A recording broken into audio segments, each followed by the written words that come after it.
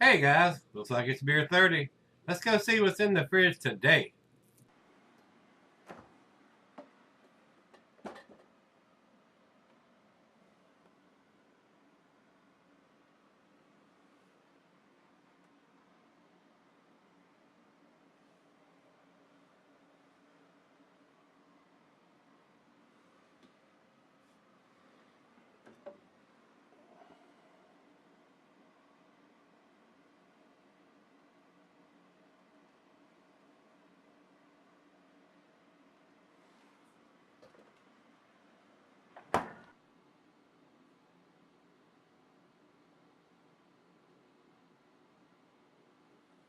Hey everybody, welcome to Gregsbeerreviews today.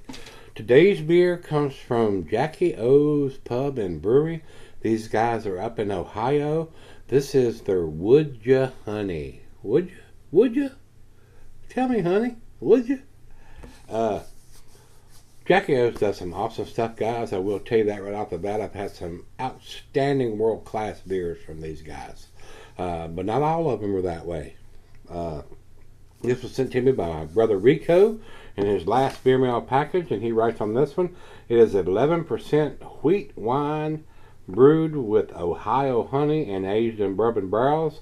Said he traded for this a few months ago. The vintage year is on the bottle. Sold at both the brewery and stores in Ohio for $12. This is a big beer at 12%. And he says the date's on the bottle. Let me take a quick look here, and all I see is it says 2016 on the state of Ohio little label here. So I don't know exactly when. This one says it's 11%. The Beer Advocate says it's listed at 12%, so that's wrong. And a lot of times they do these beers year after year or multiple different batches, and the ABV changes from batch to batch. Untapped also has it at 11%. So maybe there's a 2016 version of this listed. Let me take a quick look here, guys, because the ABV is wrong on both sites. Honey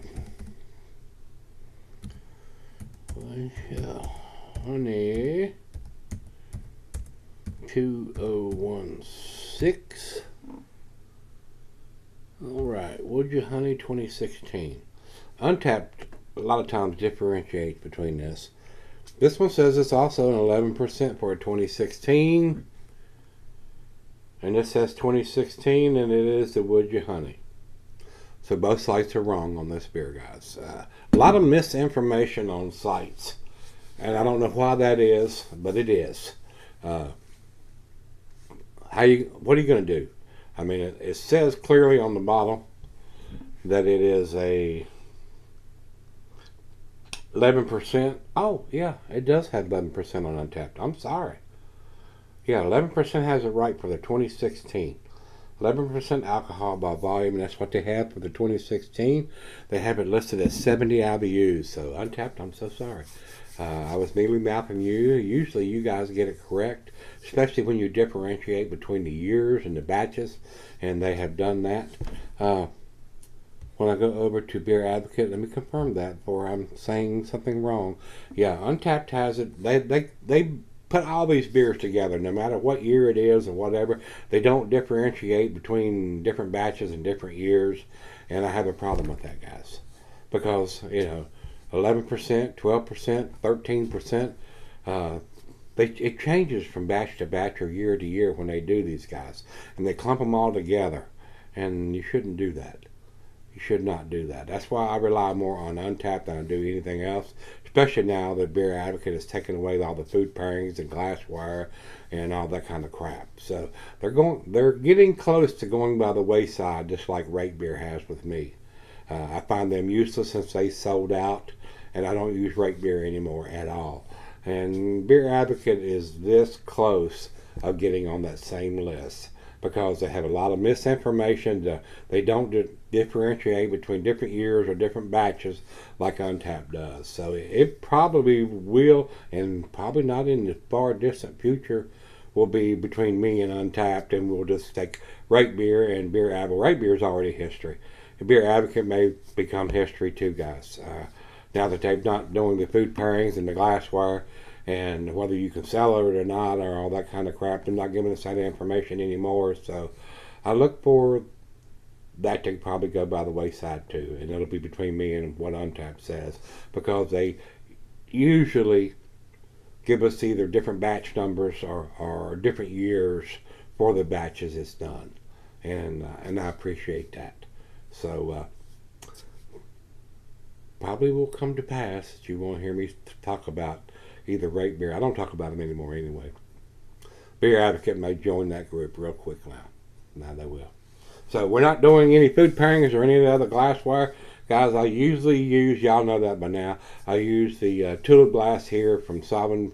It's called the Sovereign Beer Glass from, well, the link is, just hit the show more info on the bottom of the video, and it'll tell you where you can purchase this glass or some other glasses.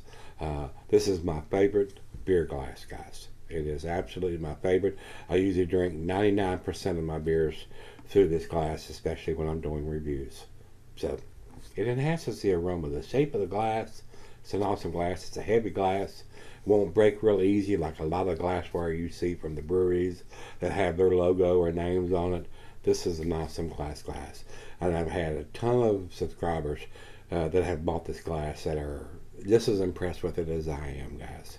So let's get on with this. I don't want it to be a 30-minute video. Last beer, final beer of the evening for me. Rico, once again, my brother, I do appreciate it, sir. Hope you're doing well.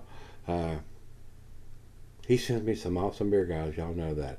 I can't wait for him to come back down and visit again like he did before. And hopefully we can get him on camera and we'll do some reviews. I am going to probably contact him real soon and see. Come on down, Rico. Spend a weekend with us. Let's get a few beers under our belt. Maybe get him on camera. Yeah, that's what I want to do. All right, final beer of the evening for me, guys. We've gone over everything, I think. Let me step over to Untapped and see if there's anything else I need to talk about. 11%, 70 IBUs, doesn't have a commercial description, so it is on. Let's get it on. Yeah. Off with its head. There it goes. Into the glass we go, guys. Not doing the food pairings anymore, so this will speed up the beer reviews. If you need to know what glass to use, look it up. And I'm going to make sure I get everything out of the bottom here, so we're going to shake it around a little bit. Not a huge beer, 11%, right in the range I like it, guys. Alright, about a half a finger of head on that pour. It is a brown, murky, very cloudy beer. A little bit of light through the thin part of the glass here on the bottom. Otherwise, definitely looks like an unfiltered beer, guys. Let's get it to the nose. A little bit of alcohol in there. A little bit of sweetness from the honey. Caramel, toffee, molasses. This is a wheat wine. Smells a little like a barley wine. But it does have some alcohol, guys. I'm not going to lie to you. I'm going to be straight up honest with you. I am getting some booziness on the nose, which is a surprise to me because these guys do some really awesome beers in the 10 to 12% range. Well, it is what it is. Let's dive in. Cheers, everybody. Cheers, Rico.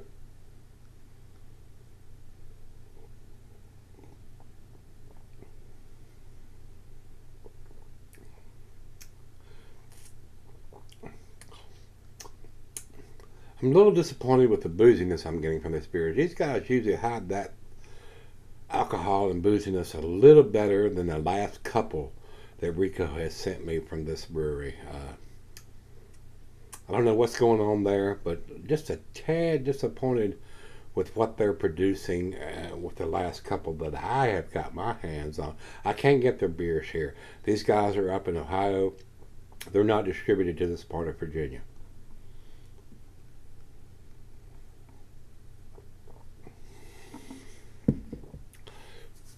My humble opinion, I think they do a better version of their stouts and bourbon barrel aged stouts than they're trying to do on some of these other styles that they're producing.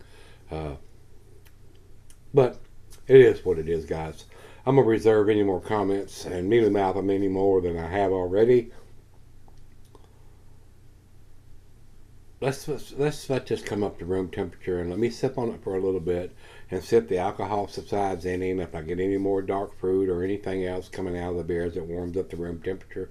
And going out on the deck and fire up a stogie to sip on this for a little bit, and we'll come back and see what I think of it. Alright guys, I'm back. Got just a little left here. I'm a little disappointed in the booziness of the beers. These guys usually do a better job than that. But it's sipping on it about 30 minutes or so. Tasty beer. I will not argue with that. It is a very tasty beer.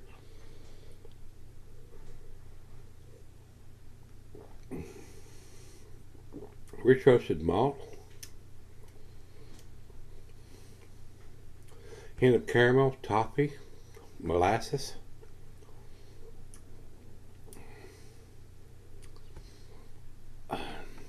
No big bourbon notes or anything like that. The alcohol is still here. 11%. That's why I'm a little disappointed. They usually do a better job than this. I think their stouts and their bourbon barrel aged versions of different things are a little better. The Wheatwine, don't get me wrong, I think it's a very well made beer, other than a little bit of booziness to it.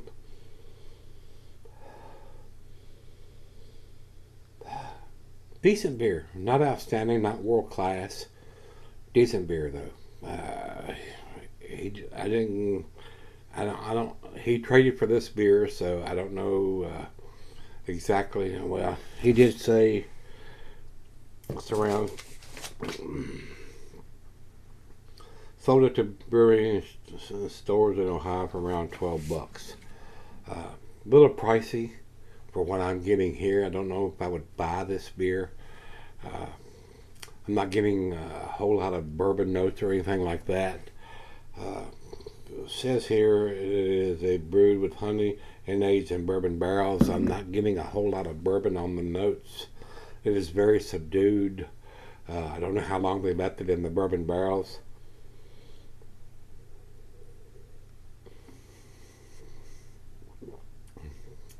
Ever so slight hint of some bourbon in there. I mean, if you're not looking for it, I don't think you're going to find it, guys. That's why I'm a little disappointed in this one. Final chug.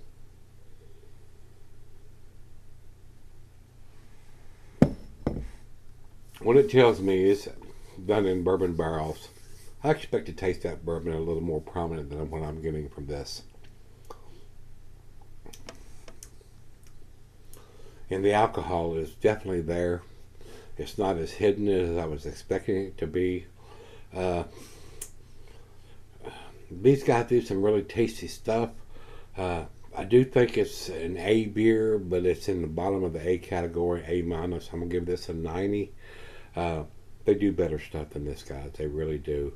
A little disappointed in this one. Rico, I'm so sorry. I know this was an expensive beer and you traded for it. Hopefully you got one to try yourself. A little disappointed in this one, because Jackie O's does some really, really tasty stuff. And this one, it's good, but it's not outstanding, guys. To me, A minus for me on this one. 90. I think we've had a bunch of 90s in a row here.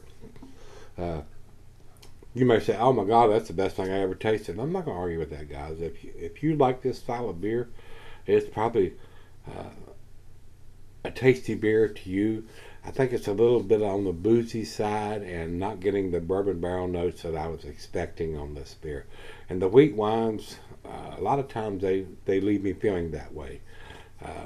Maybe that's where they were wanting this beer to be, and not having the bourbon overpowering anything else. But if you're paying a premium price for this beer and it's done in bourbon barrels, I want to taste some of that bourbon. And it's a little lackluster in this beer as far as I'm concerned. So like I said, 90 for me, A minus. We'll go over to Beer Advocate, and like I told you, they have it listed as a 12%er, and it's not, so 11%. And they have it at 4.2 out of 5, and Untapped has it at 11%, and they're giving it a 4.16. That's also in their A minus range. So as far as I'm concerned, it's an A minus beer, guys. It is a tasty beer. If you like this style of beer, you ought to pick it up. And if you've had it, let me know what you think, guys. Until we meet again, let's go see what's in the fridge. Yeah.